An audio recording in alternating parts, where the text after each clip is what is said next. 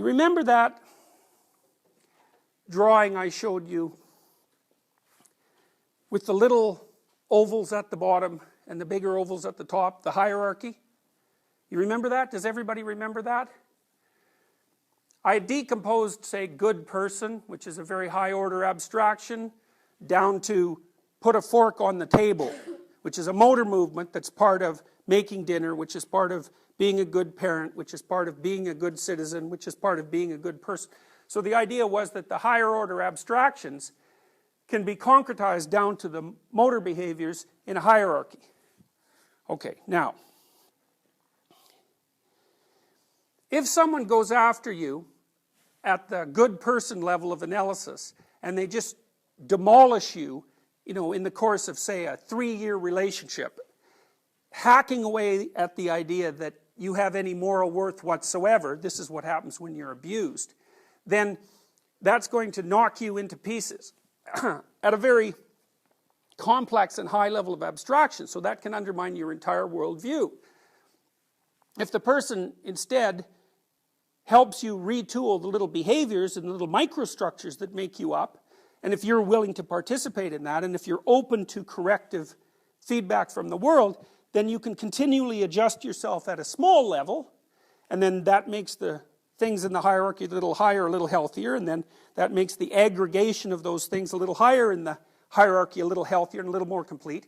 Then you can do this bit by bit retooling without ever having to suffer the demolition of huge chunks of your personality. So let's go back to the relationship where there's a betrayal. It's like virtually every time someone gets flipped upside down because of a betrayal in a relationship, after the betrayal happens, they say to themselves, there were all these signs I didn't pay attention to. So, and maybe the first sign is, who knows, your partner starts to flirt a bit more when you go out on a social occasion. And not a lot more, just a bit more. And you decide, because maybe you're timid, that's okay. You're not going to do anything about it. But it's interesting that it happens. It grabs your attention. And it means something. But what you decide is, it's not worth paying attention to. And so maybe the next 8 times that you go out, the same thing happens, but it happens at a somewhat accelerated rate.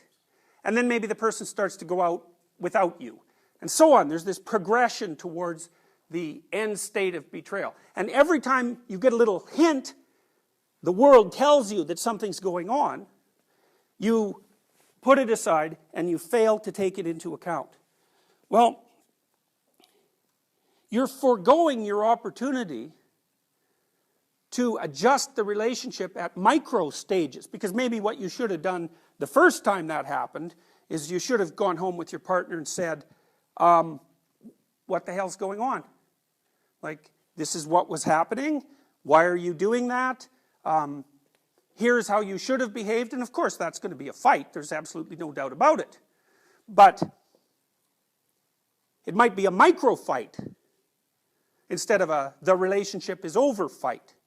And in order to keep a relationship healthy, it needs to be retooled at micro levels constantly. And the same is the case with your own character.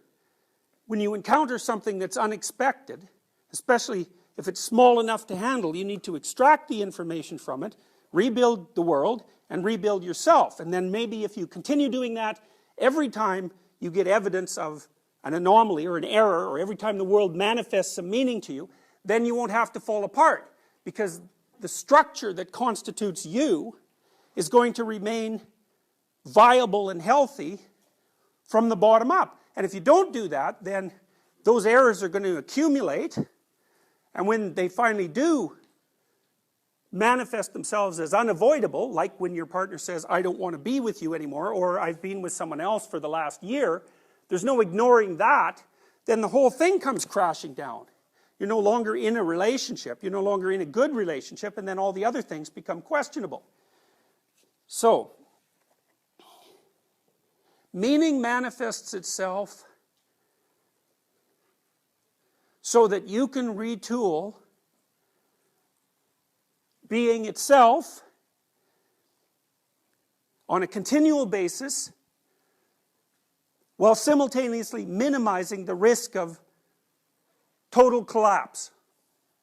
And morality then becomes the act of paying sufficient attention and reacting sufficiently so that that corrective process occurs.